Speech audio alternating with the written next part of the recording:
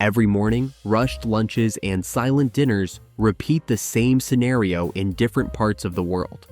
In offices, busy streets, or inside cars stuck in traffic, millions of people transform their meal into just another task to be completed. In a few minutes, the plate disappears.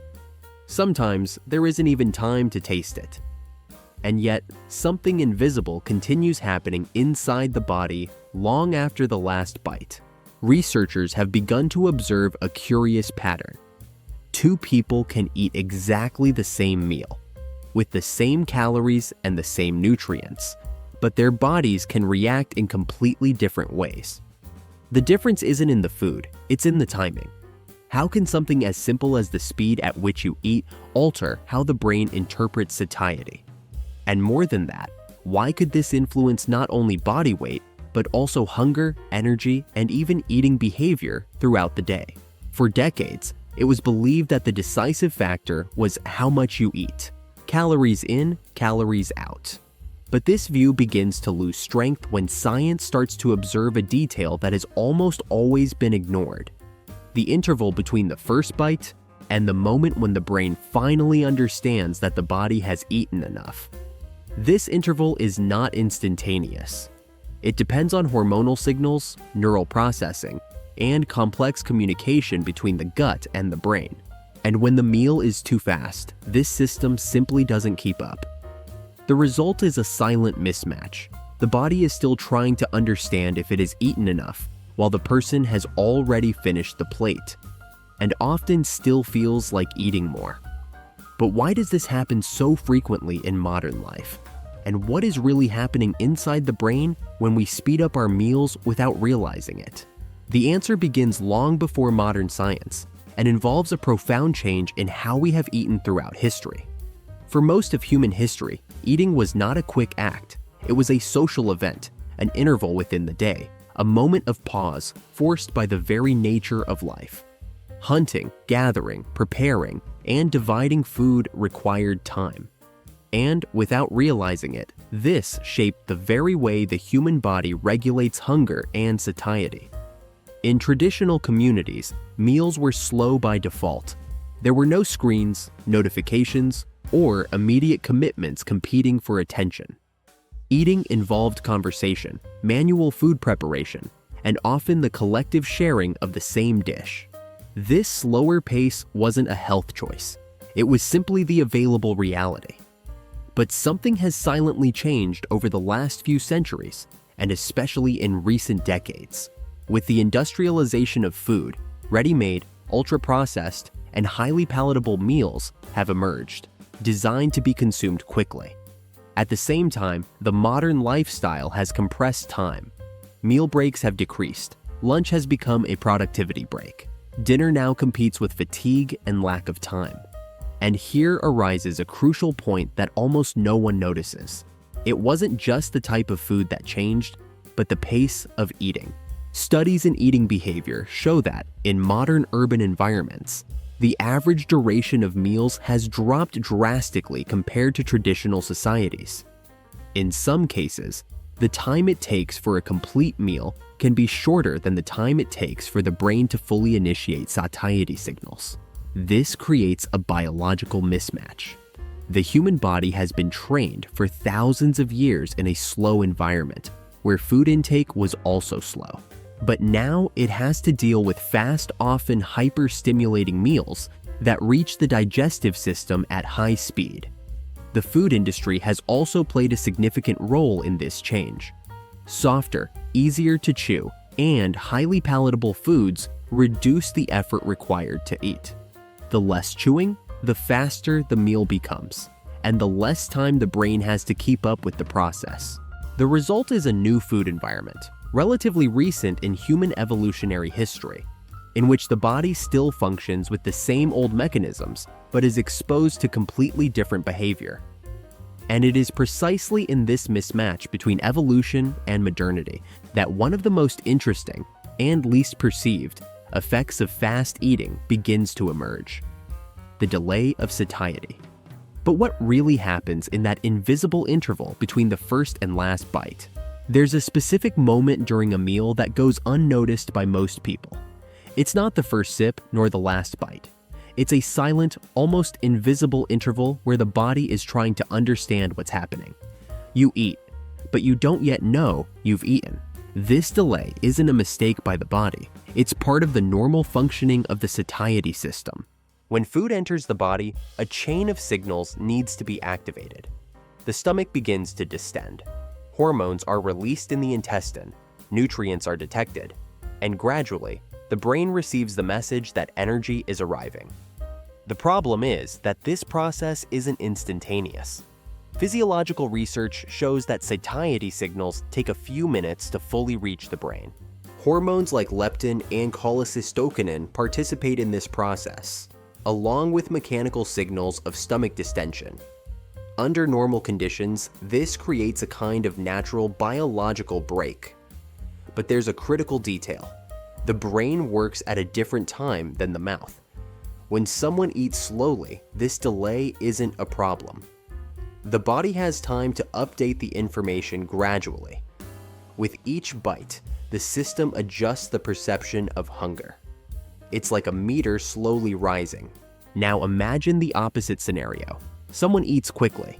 In a few minutes, large quantities of food enter the digestive system before the satiety signals have been fully processed.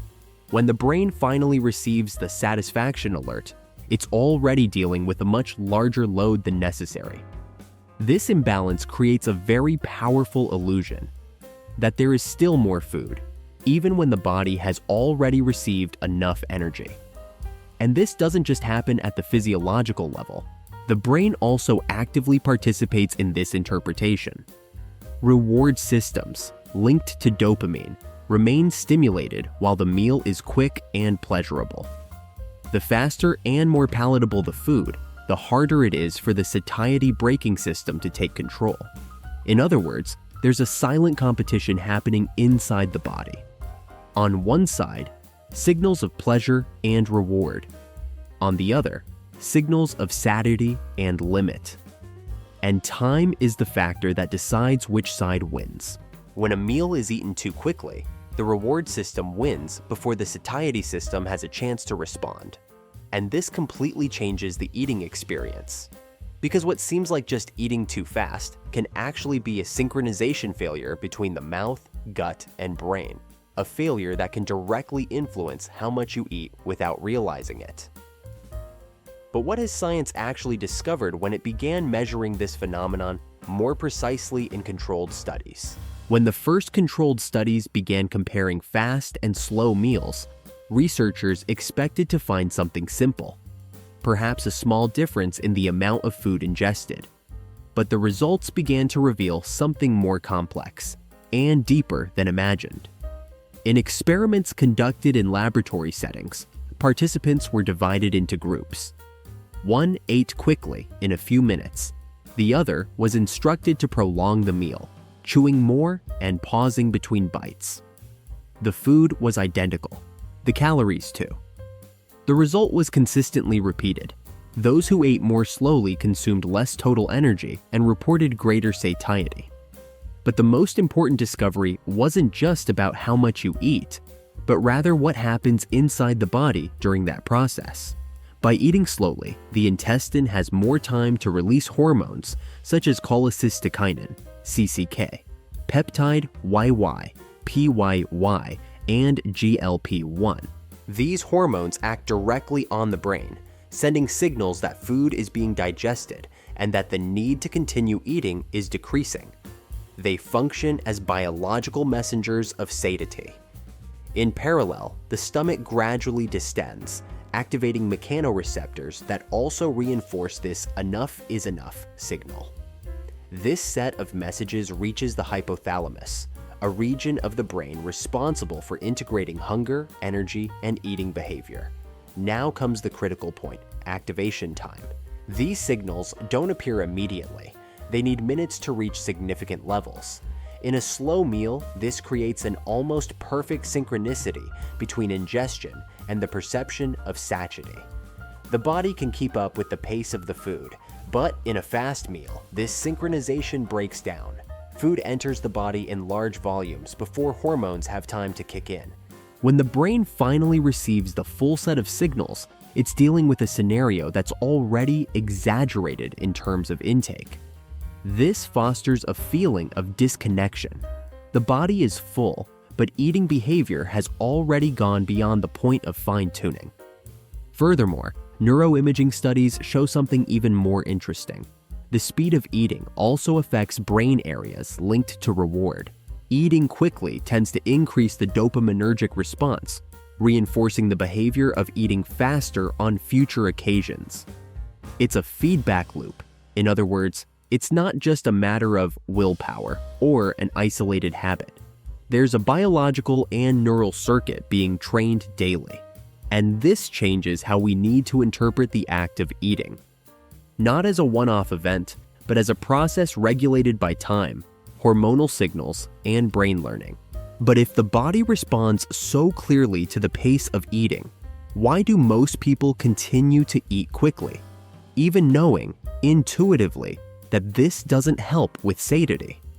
The answer lies in modern daily life, where time has ceased to be merely a detail and has become the main factor shaping eating behavior. The curious thing is that no one consciously decides to eat quickly most of the time. This happens almost as an automatic reflex, shaped by the environment, routine, and subtle signals that go unnoticed. The first factor is perceived time. In the modern world, eating is rarely the primary activity at any given moment. It's something that happens between meetings, during work, while watching a screen, or responding to messages. The brain, when dividing attention, tends to accelerate automatic behaviors to free up cognitive space. Eating becomes an efficient task, not an experience. The second factor is the availability of highly palatable foods. Softer textures, intense flavors, and combinations rich in fat, sugar, and salt reduce the time needed for chewing and increase the speed of ingestion. The easier the food is to consume, the less the body needs to interrupt the flow of the meal. And there is a third, even deeper element: behavioral conditioning. When someone eats quickly repeatedly, the brain begins to associate speed with normality. The reward system reinforces this pattern because it delivers immediate pleasure in less time. This creates a cycle. Eating quickly generates positive reinforcement, which increases the likelihood of repeating the behavior. Over time, this pattern ceases to be perceived. The person doesn't feel like they are eating too fast because this becomes the new reference standard. Studies in eating behavior show that this type of implicit learning is powerful. Small daily repetitions can shape habits without the need for conscious decision. And, in this case, the habit of eating quickly directly alters how satiety signals are interpreted. Another important point is the social and professional environment. In many contexts, having long meals can be seen as a waste of time. This creates indirect pressure to speed up eating, even unconsciously. Mealtime ceases to be guided by the body and becomes guided by the clock. The result is a progressive misalignment between biology and behavior. The body continues to send signals at the same pace as always, but the behavior accelerates more and more. And when this imbalance repeats itself daily, it influences not only how much we eat, but also how we perceive hunger itself. Some people start to feel hungry earlier in the day, not necessarily because they need more energy, but because the satiety system has been constantly interrupted before completing its cycle. This creates a kind of physiological echo. The body tries to adjust to a rhythm that hasn't been its own for millions of years. But if this pattern has been learned, it can also be adjusted. And this is where science begins to offer practical paths, not as rigid rules, but as ways to re-educate the relationship between time, food, and body perception. If the speed of eating alters hormones, satiety perception, and even future behavior, then changing the pace is not a detail. It's a way to reorganize the communication between body and brain during the meal. But this doesn't mean turning eating into something slow and artificial. The central point, according to physiological logic itself, is to restore the minimum time necessary for biological signals to keep up with ingestion. One of the first adjustments is simple, yet powerful: increase the duration of the meal. Observational studies show that longer meals tend to result in lower spontaneous energy consumption, precisely because they allow hormonal signals to act before excess occurs. Another important point is chewing. Chewing more times is not just a mechanical detail. Each chewing cycle reduces the size of food particles, facilitates digestion, and naturally prolongs the time between bites. This interval is what allows the satiety system to get involved. There is also a behavioral factor: conscious pauses during the meal. Small interruptions, even of a few seconds, act as checkpoints. The brain switches out of automatic mode and returns to integrating internal signals, such as hunger and satisfaction levels. Another relevant element is reducing distractions during eating. When attention is divided, the brain loses some of its ability to monitor consumption in real time. This doesn't mean absolute silence or rigidity, but simply enough presence to perceive the act of eating. Research in eating behavior suggests that these adjustments don't need to be extreme to be effective. Small, consistent changes can improve sensitivity to satiety signals over time.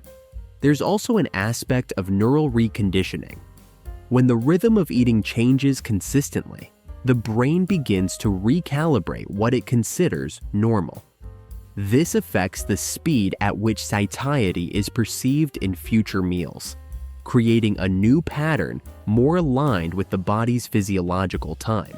The most important point here is to understand that it's not about eating less through effort, but about allowing the regulatory system to function without interruption. In other words, the goal is not to forcibly control the body, but to reduce the noise that prevents the body from regulating itself. And when this happens, something interesting emerges. The relationship with food ceases to be guided solely by speed and becomes guided by the real perception of need. But this change in rhythm doesn't only affect the body at mealtimes. It also gradually redefines how the brain learns what it means to be satisfied, and this changes eating behavior in the long term. In the end, the speed at which we eat reveals something bigger than just a daily habit. It exposes a silent misalignment between the body's time and the time of modern life. For thousands of years, the human body has learned to recognize satiety at a slow, gradual, and predictable pace.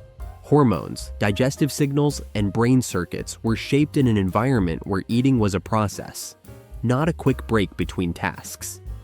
But this biological system remains the same, while behavior has changed drastically. When the meal speeds up, this system doesn't stop working, it just loses synchronization.